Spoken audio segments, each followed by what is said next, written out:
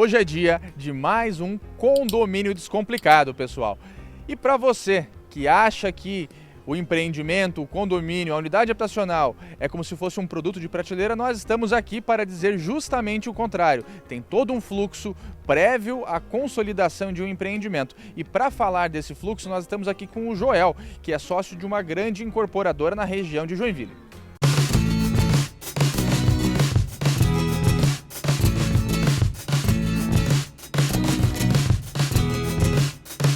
Este quadro é um oferecimento de Duplique Santa Catarina. Problemas com inadimplência condominial? A Duplique garante a receita do seu condomínio. As finanças ficam em dia e seu patrimônio valorizado. Contate a Duplique e garanta a felicidade do síndico e moradores. Apoio Jornal dos Condomínios.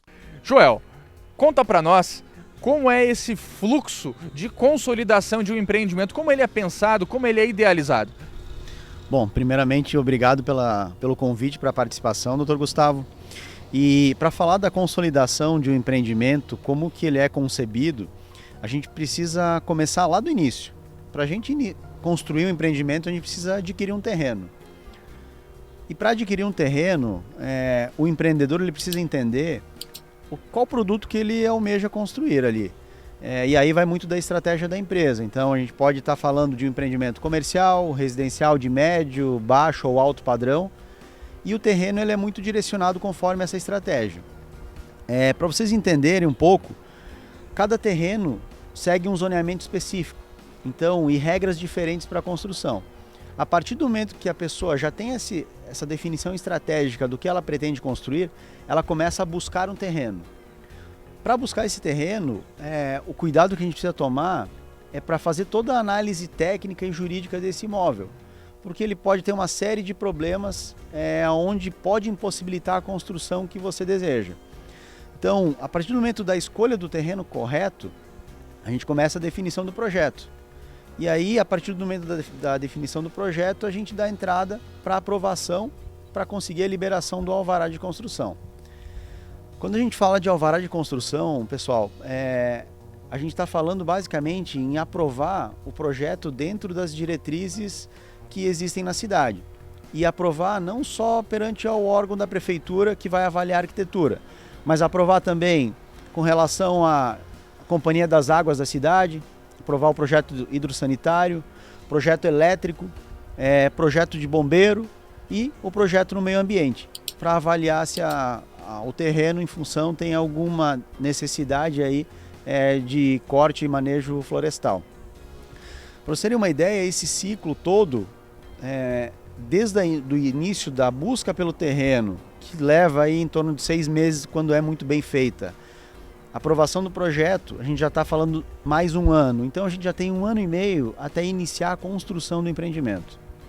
A construção do empreendimento, a gente vai precisar seguir todas as diretrizes que a gente aprovou lá na prefeitura. Então a gente construiu, um exemplo aqui, a gente tem um terreno, aprovou um projeto para construir um empreendimento de 5 andares, utilizando determinados recursos. É isso que a gente precisa de fato executar, exatamente o que foi aprovado. Então, beleza, a gente tem um alvará de construção, já posso vender o apartamento? Não, você precisa fazer o registro de incorporação. Então, você aprovou o projeto, você comprou o terreno, você só tem uma matrícula do imóvel. Aí, a partir do momento que você aprovou o alvará de construção, você vai lá e institui naquela matrícula exatamente o que você vai construir. Eu vou construir aqui 10 apartamentos de 100 metros quadrados. Pois bem, isso vai constar lá na matrícula do imóvel. Quando você tem o registro de incorporação, você pode começar as vendas. Você já tem o alvará de construção, você já pode construir. Beleza, você segue a sua obra e as suas vendas. Lá no final da sua obra, a prefeitura ainda vai precisar fiscalizar o imóvel para ver se de fato você executou o que ela te liberou para construir. Para ver se o projeto está adequado com as necessidades daquele local, da cidade, enfim, específico.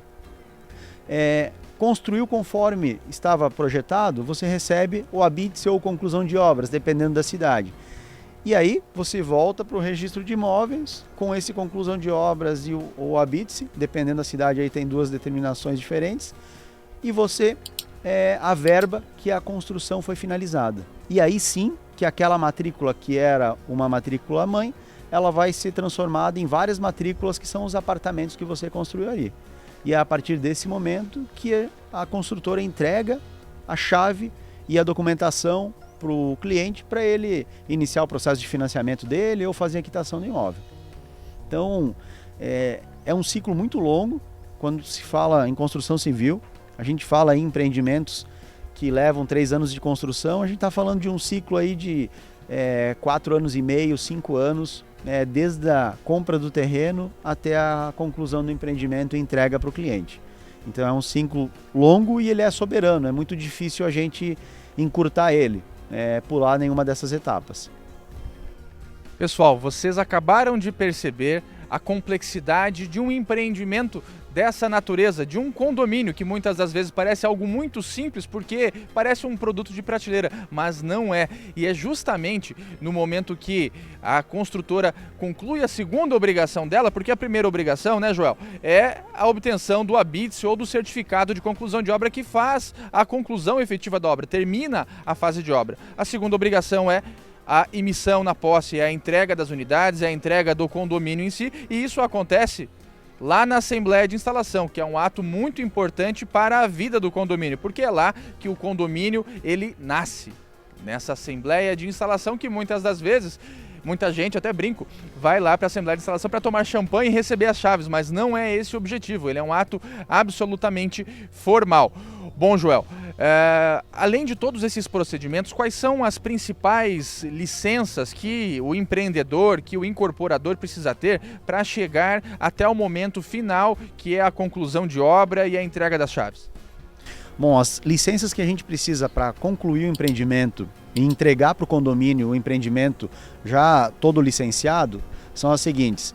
A gente precisa ter a licença do bombeiro, que vai avaliar todo o projeto de incêndio que foi aprovado ali no empreendimento, vigilância sanitária, que vai analisar se toda a parte hidrossanitária do empreendimento ela foi feita conforme foi aprovado lá no início, e também a parte do ABITS, que aí a prefeitura vai avaliar se foram cumpridos os recursos que foram determinados lá no processo de alvará de construção. Com essas 3 licenças, você consegue finalizar o seu empreendimento com a conclusão de obras. Então, gente, só para resumir o que o Joel comentou conosco, o empreendedor localiza o imóvel que lhe caiba, que seja interessante, posteriormente ele elabora o projeto executivo legal, vai até a Prefeitura Municipal da cidade, obtém o alvará de construção, vai até o cartório de registro de imóveis e inicia o processo de incorporação imobiliária, depositando todos os documentos lá da Lei 4591, do artigo 32, um desses elementos, para você que é síndico, é a convenção de condomínio. Aí, com o registro da incorporação, começa a vender as unidades, posteriormente sai o ABITS e o CCO, e aí então temos a Assembleia de Instalação, na qual todo mundo recebe o condomínio e depois as chaves são entregues. Percebam a extensão desse procedimento. Pessoal, estamos ficando por aqui. Joel, muito obrigado por ter estado conosco hoje. Nos vemos na próxima semana.